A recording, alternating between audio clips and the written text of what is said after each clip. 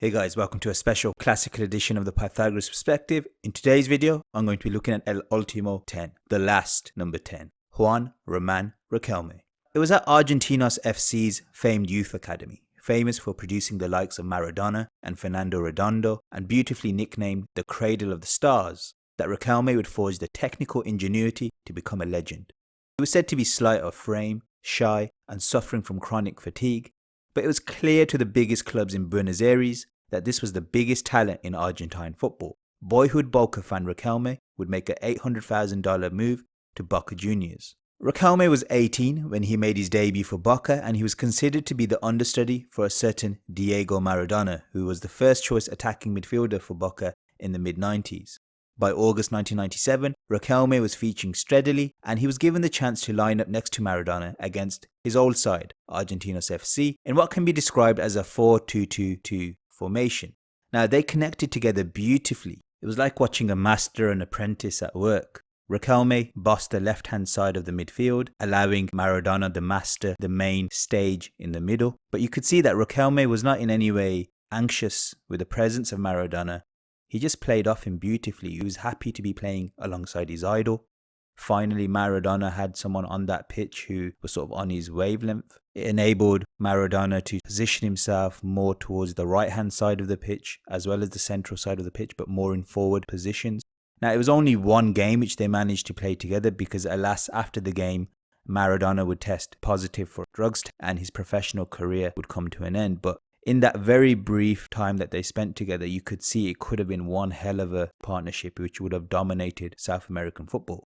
In those years after Maradona left, Riquelme took Boca Juniors to the top of the world. He took over Maradona's mantle, but did it in his own indelible style. Like Maradona, he too wanted to be the chief, the man responsible for goal creation and the one in control of the tempo of the game.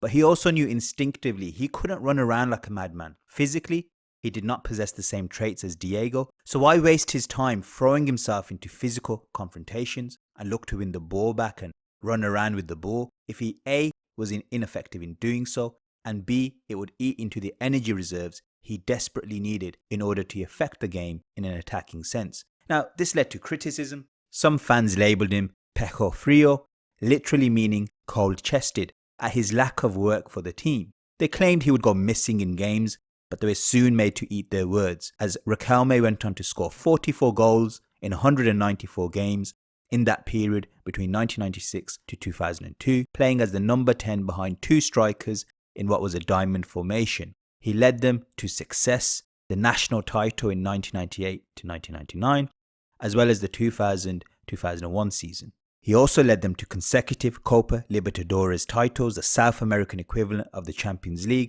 and most famously, he helped Boca take on and defeat the Galacticos of Real Madrid in the Intercontinental Cup final in 2000. In that match, Riquelme would come head-to-head against probably the world's greatest defensive midfielder at the time, and someone who's become synonymous with the holding midfield role, Claude Makélélé. Now, I've never seen Claude Makélélé struggle to man-mark a player as much as he did with Riquelme. The only other player who comes to mind is Ronaldinho in that famous Chelsea v Barca head-to-head where he bullied Makélélé, then bullied Terry to put it in the bottom left-hand corner. Riquelme similarly used his strength and ability to hold off Makélélé and shield the ball, and his intelligence, tactically he outplayed Makélélé. He took him out of his comfort zone, he took him out to the left-hand side of the pitch and took him away from that position in front of the centre-backs where they need protection. This exposed Real Madrid centrally for his colleagues to take advantage, so he was almost like a decoy in that sense. What he did in contrast to a Maradona was wait for the right moment to join in with the action. He didn't need to be at the heart of the build-up every single time. Riquelme understood that at times the build-up can be faster if he took himself out of the equation. It showed great self-awareness of his weaknesses and his strengths. That game intelligence was something Makélélé wasn't used to coming across very often, and quite frankly, he struggled to deal with it. Now, such was the magnificence of Riquelme's display against Madrid, he would earn himself a move to their El Clásico rivals, FC Barcelona. Now, it just happened to be that Riquelme went to Barcelona during what was a rather tumultuous period for the club. They just rehired former manager Louis van Gaal, who, as we know, has a problem with South American players due to their individuality, and he'd just got rid of Rivaldo for nothing, bearing in mind that Rivaldo would go on to become the 2002 World Cup's MVP.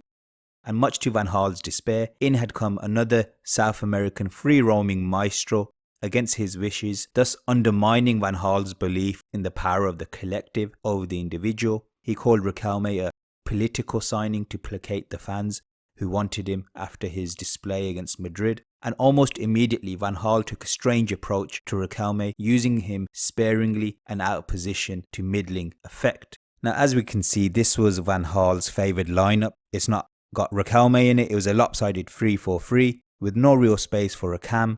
And it was a complete mess, and it was ill-suited to the players he had. Mendieta was playing as a right wing-back. You've got Mota playing as a left wing-back. You've got Luis Enrique as a left wing forward. It just did not make any sense. When Riquelme did play, he would play in Luis Enrique's position. And in this role, he would often find himself at left back collecting the ball, whilst the left centre back, Fernando, provided the vertical and lateral penetration. Due to not really being in the game much, the weight of his through balls was questionable. In and around the box, he seemed to lack composure. You could see the anxiety of not being wanted or respected by the manager was getting to him. There were moments of quality when he drifted into central areas, or he slalomed in from the left half space. He had good chemistry with his Argentine colleague Saviola, but generally speaking, the tempo of the game seemed to be higher than what Riquelme was comfortable with. He wasn't really allowed any time to indulge with the ball. He had to quickly release it. He had decent tracking back. He seemed diligent, but he wasn't really putting any effective challenges in. He was just holding his position. So you can't call him lazy, but he just looked completely out of sorts. He looked like how Ibrahimovic was when he was in that Barcelona team under Pep. There were times where Barcelona played a 4-3-3 formation, and Riquelme would manage to drift into his favoured areas, but it seemed more often than not that Barcelona were just sort of playing around him without really making him feel involved in the game. And when he did get involved in the game, that same issue of being cold in terms of not having had enough touches on the ball, the anxiety kicks in. When you do get it, you want to impress, and therefore it affected the quality of his decision making. However, there was that game against Newcastle where he basically ignored any tactical instructions, just kept drifting into the number 10 position. Had a great link up with Xavi in that game, who was passing between the lines looking for Roman, who would turn into space and drive at Newcastle, and for the first time in a long time find his passes really well. Now, you could argue it was Newcastle's 4-4-2, which played into Riquelme's hands and made him look like a god because there wasn't really anyone man marking him. But generally speaking, he was never really given that opportunity to play in his favoured formation or with a team that fully believed in his talent. Now, when Van Gaal left and Radomir Antic took over, he would play a 3-4-1-2 formation or a 3-4-3, in which case there was three midfielders who do the doggy work and enable Riquelme to drift into those central areas and do what he does best. And in fairness, it was quite an optimal position. He was surrounded by runners in the likes of Saviola and Overmars, but once again there was a seeming lack of control by Riquelme of the game. It seemed to be moving too fast for him. He wasn't really able to grab a stranglehold of the game. Juve, for example, looked stronger and they were marshalling him well. His aura was non-existent and the ball simply wasn't sticking to him, and his movement off the ball was limited and he wasn't really finding pockets of space. So it wasn't really a surprise that after what was a disastrous season for Barcelona, they finished 6th in La Liga, that they let him go on loan to Villarreal. At Villarreal, Riquelme was not an instant success. The team finished 8th in La Liga in his first season. The manager Paquito at the time played a 4-2-3-1, which in theory should have been Riquelme's optimal position because he's playing as the number 10, but it just didn't suit him. The formation was too static. The players weren't making enough runs off the ball and the tempo was generally too quick, and he struggled with getting involved in the game. Similar issues that we saw at Barcelona were once again arising during his time at Villarreal. But there was a change of management the following season. Pellegrini came in. Suddenly we see faces like Forlan, Sorin coming into the side, and there was a shift in emphasis from tactical rigidity to fluidity.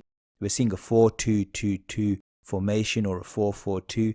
Doesn't matter. In the game, it was just constantly shifting. Riquelme would start in these wider positions, but he would be given freedom to just roam around the pitch. If he started out on the left, he could cut in and hit diagonal through balls to the right wing forward inside the left back.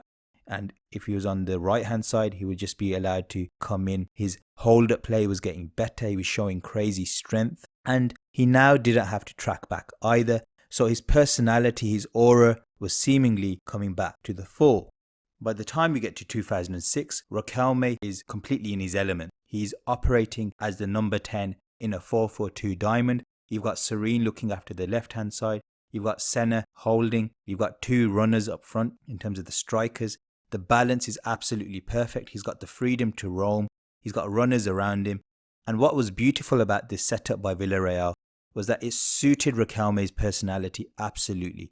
He could now drop deep and become the regista and the pivot at times, with everyone else running ahead of him, including the likes of Senna. And he was responsible for making beautiful passes, either to switch the play or in between the lines, trying to find the forward. He had like a Platini type role in this team. One of the interesting tactical quirks of this team was that when Villarreal didn't have the ball, Riquelme would rest on the left wing, wait for the ball to arrive once it's been recovered, and because of his strength and his ability to manipulate the ball in tight situations, he'd somehow wriggle out from under pressure and then start off a counter-attack. And he was almost a de facto target man, even though he's meant to be a creative midfielder. Ultimately, however, Riquelme was not really able to take Villarreal to actual trophy wins. And you could argue, well, it's impossible to do so with a team of that size, and the quality of the players that he had around him weren't really top tier. But I think it also showcased one of his flaws as a player, which is he's more of a facilitator. Someone who, whilst the game runs through him, he isn't quite Platini, he isn't quite Zico, he isn't quite Maradona, in the sense that he can go out there and go win the game on his own. We now move on to his time for the Argentine national team. Now, after Marcelo Bielsa took over the management of the national team in 1998, he used Riquelme in his 1999 Copa America squad and gave him quite a prominent role. Now, in the initial stages, Argentina adopted a 4-4-2 diamond, with Riquelme playing behind the likes of Schlotto and Palermo, his colleagues from Boca Juniors, and they played really well, and they got themselves into this quarter-final against world finalists Brazil. In this quarter-final, Argentina were very dominant. They played some brilliant football. Bielsa adopted a 4-2-3-1 with Riquelme at number 10, Ortega on the right wing as a secondary playmaker, and Kili Gonzalez down the left, and he had Zanetti and Simeone holding. Very vibrant, full of energy, serene as well down the left flank, and it worked really well. The only flaw was the lack of a top tier striker to convert this possession and territorial dominance into goals. Brazil had Rivaldo and Ronaldo. That was what was the decisive factor. What was strange was that despite this great relationship he'd had with Riquelme during this tournament, as soon as Juan Sebastian Veron returned to the scene, Riquelme was deemed incompatible with Veron, and despite him coming to the fore on the domestic front and winning the Intercontinental Cup, etc., he was binned. He barely featured, and he was not part of the team that qualified for the 2002 World Cup. Yes, there's rumours that he had personal troubles. His brother was kidnapped. News stories about him saying he didn't want to be considered for the 2002 World Cup, but essentially he wasn't made to feel very welcome. And it's a shame because Bielsa adopted a 3-4-1-2 formation, and Riquelme could have given them that central creativity and control that they would lack in that tournament. The other formation that would have worked just as well is a sort of magic square with Ortega and Riquelme as your wide playmakers, with the likes of Sorin and Zanetti providing the width, and Simeone and Veron in the centre of midfield. I think that would have been such a great formation. I think it's a team capable of winning the World Cup quite easily, arguably Argentina's most strongest lineup in the history. So it was just a shame that Bielsa was not able to bring that lineup together. He was too rigid in terms of what he wanted from his team, and the team looked rigid when it came out to play in that World Cup. Now, after years in the wilderness, Riquelme returned to the fold under Jose Pekerman in 2004, who at that time was playing in a 3-5-2. And once again, we see a team which very much suits Riquelme and is built around Riquelme. There's runners, there's the likes of Saviola and Figueroa up top. You've got Lucho Gonzalez, a box-to-box midfielder, playing alongside him with Cambiasso holding, and you've got Serene and Zanetti. It really did bring out the best in him. By the time we get to the Confederation Cup, Argentina are very much built around Riquelme, and at this stage they played in a 4-2-3-1, and the limitations were exposed slightly because you could see that the team was so built around Riquelme, and even though he played well in this Confederations Cup final against Brazil, the downside was that the team was reliant on him for everything and no one else was willing to take responsibility. And in the forward areas for that particular encounter, there's just not enough quality, not enough penetration. And compare that to Brazil, who had Robinho, Adriano, Ronaldinho, Kaká, and there's a gulf in class in terms of actually making positive outcomes on the scoreline of football matches. By the time we've got to 2006, Jose Pekerman had built a cohesive side, but he made a controversial decision by not picking Javier Zanetti, and they chose to play a 4-4-2 diamond with a series of centre-backs playing at right-back, which would go on to hurt them ultimately. In terms of the midfield chemistry though, it was spot on. You had Cambiasso, Mascherano holding. You'd have runners in midfield in the box-to-box positions with Lucho Gonzalez and Maxi Rodriguez as his runners off the ball and also doing the donkey work. And they could score a goal as well. They had that in them.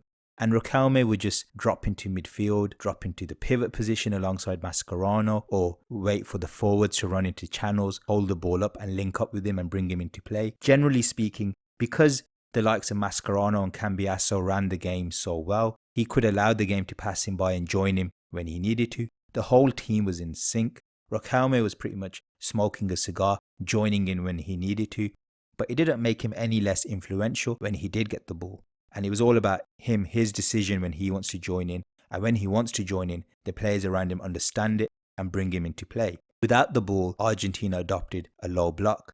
Riquelme would stay up as an outball in the central space behind the centre circle and act as the hook to start the counter.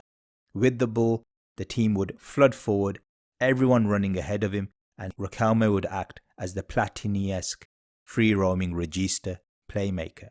Now, in that game against Mexico in the round of 16, Riquelme found it difficult to get in the game.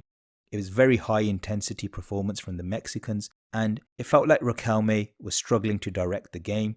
If anything, Messi, when he came on, was more influential as he picked the ball up and started to drive through intense waves of pressure. So he was a passenger in that game. It never felt like he's going to be the one to win the game for them.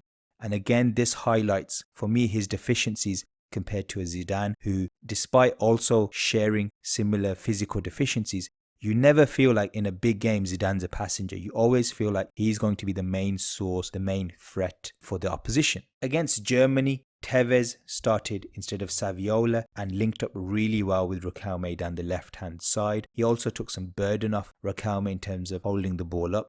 Lucho Gonzalez put in a brilliant performance, making runs from midfield, playing as a side box-to-box mid, which gave Riquelme defensive protection but also a creative sidekick who he can defer to. This enabled Riquelme to drop into pockets of space by the centre circle. Now, the goal came from a set piece. Riquelme must be one of the best corner takers of all time. His technique for taking corners is absolutely brilliant. And his set pieces had been deadly all tournament, but more from a supply point of view rather than his direct free kicks. From open play, he helped control play, but his killer passing was not really a threat throughout the game. He never looked like he was going to be capable of splitting the tight German defence, which was possibly a reason why Pekerman was keeping an eye on him in terms of potentially taking him off in that second half. One of the big issues was that Germany was 1-0 down. They were putting together wave upon wave of attack, and Riquelme wasn't really putting any pressure on the German midfield, nor was he intercepting any passes, blocking any passing lanes. He was a bit of a passenger in that second half. However, what Pekerman failed to realise was that whilst Riquelme wasn't throwing himself about and winning the ball back for Argentina, his sheer presence and aura gave that Argentina team the belief that when he's on the pitch, anything is possible. And also, just by being a body in that area of the pitch, it just meant Germany had to play around him. And they also knew that if they lose the ball and Argentina counter, the ball's going to go to Riquelme, who's going to act as the hook for the attack. So one of their midfielders always had to be mindful and stay close to Riquelme. By taking him off and putting on Cambiasso, it was basically Argentina waving the white flag and saying, we're going all out defence here and we don't really have a link between the midfield and the attack. And it just left acres of space for the German midfielders and even their centre-backs to step into and play the ball from further afield. And within minutes of Riquelme going off the pitch, Germany would score, and then that led to another problem by taking Riquelme off. Suddenly, there was no creative force on the pitch anymore with the scores level. Now Argentina wanted to go back on the front foot again, but they didn't really have the brains to do it. They were left with two defensive midfielders at the heart of their midfield, and there was no link between the midfield and the attack anymore. And then Peckerman exacerbated this issue by refusing to bring Messi on, the only player who could have potentially acted as that link. So I think ultimately Riquelme is a bit of a conundrum. He's let his physical deficiencies overcoming to the point where he doesn't believe that he can be the match winner in any given game. Hence why he becomes more of a facilitating player. Iniesta went through the same thing where he has modelled himself as someone who's going to facilitate the game for others to win it. But when it came to the crunch, he proved himself both at that end injury time winner against Chelsea, that World Cup winner in extra time. Zidane's proven that on multiple occasions. The likes of Platini, Zico also proved it. And I think Riquelme falls below these players because he himself was never really a proven match winner at the very highest level. He was a great facilitator, but not someone who was that ultimate number 10 who can go out and not just be the creative force, but the match winning force as well. He never quite hit those heights for me. Anyway guys, hope you enjoyed that video. Hope you find it useful. Please like, share and subscribe, and see you guys again next time. Bye.